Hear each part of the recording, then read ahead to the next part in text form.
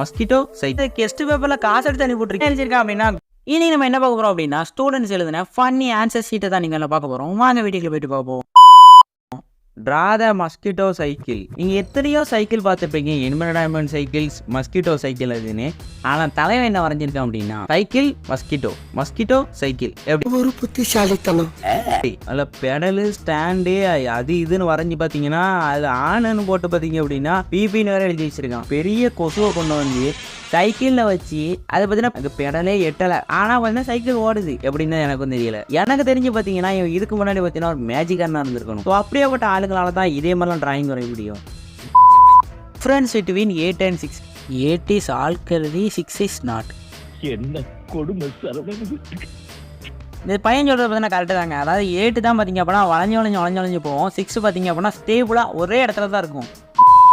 ஏன்னா இது டெஸ்ட் பேப்பரில் காசு எடுத்து அனுப்பி போட்டிருக்கீங்க. டெஸ்ட் பேப்பரில் காசு எடுத்து அனுப்பி போட்டால் அது பாஸ் ஆகிடலாம். யார் சாமி எங்க ஆமாம், இது தெரிஞ்சிருந்தா அப்போவே பார்த்தீங்கன்னா ஃபுல் மார்க் எடுத்துகிட்டு போனேன். அது என்ன 100 ரூபா, அதாவது 100 மார்க்குக்கு பார்த்தீங்கன்னா 100 ரூபா கொடுத்துருக்கான்.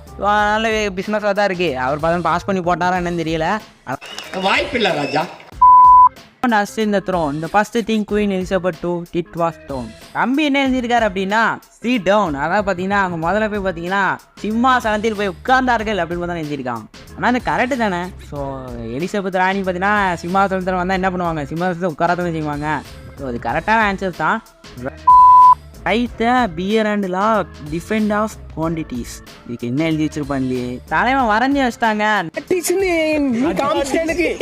Not peer law. இவனை மாதிரி எல்லாம் தேடிக்கிட்டு இருப்பாங்க. எந்த அளவுக்கு பார்த்தீங்கன்னா எக்ஸ்பிளேஷன் கொடுத்துருக்கான் பார்த்தீங்களா, வேற லெவலுங்க.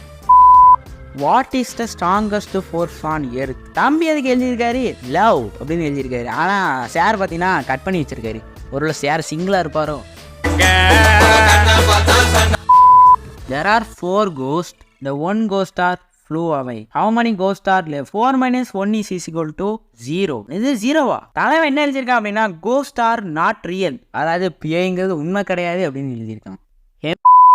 Hemi has 30 pennies. Which child has more money? இதுக்கு நம்ம என்ன எழுதியிருப்போம் நாயமா பார்த்தா, அதாவது பார்த்தீங்கன்னா விச்சிட்ட தான் நிறைய ரூபா இருக்கு அப்படின்னு எழுதியிருப்போம். ஆனால் தலைவன் என்ன எழுதியிருக்கான் அப்படின்னா பார்பி. தலைவன் எக்ஸ்பிளேஷனுமே கொடுத்துருக்கான். How to your show your thinking. என்னடா என்னடா பண்ணி வச்சிருக்க, அதுக்கு ஒரு டிராயிங் வேற வரைஞ்சி பார்த்தீங்கன்னா எக்ஸ்பிளேஷன் வேற கொடுத்துருக்கான். வேற லோல் தம்பி. Who was what of Hitler? ஹிட்லரை பற்றி கேட்டிருக்காங்க. நம்ம என்ன எழுதியிருப்போம், ஹிட்லர் எவ்வளோ பெரிய பொல்லாதவன் அது இது நம்ம எல்லாம் எழுதியிருப்போம். தம்பி பார்த்தீங்கன்னா என்ன எழுதியிருக்காரு அப்படின்னா என்னடா வரைஞ்சிருக்க ஹிட்லரை.